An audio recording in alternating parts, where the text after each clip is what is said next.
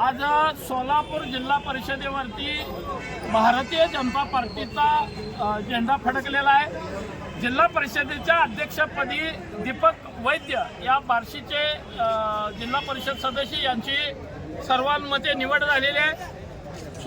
भारतीय जनता पार्टीची जिल्हा परिषदेवरती पहिल्यांदा सत्ता आली आहे आणि या सत्तेमध्ये धनगर समाजातील सर्वसामान्य कुटुंबातील एका कार्यकर्त्याला या राज्याचे मुख्यमंत्री देवेंद्रजी फडणवीस व सोलापूर जिल्ह्याचे कर्तव्यदक्ष पालकमंत्री जयकुमार गोरेभाऊ यांच्या नेतृत्वाखाली आज त्यांना संधी दिलेला आहे। हा धनगर समाजाचा सन्मान केलेला आहे आणि आम्ही सर्व जिल्ह्यातील धनगर समाज बांधव मुख्यमंत्री देवेंद्रजी फडणवीस व पालकमंत्री जयकुमार गोरेभाऊ यांचा जाहीर आभार व्यक्त करतो।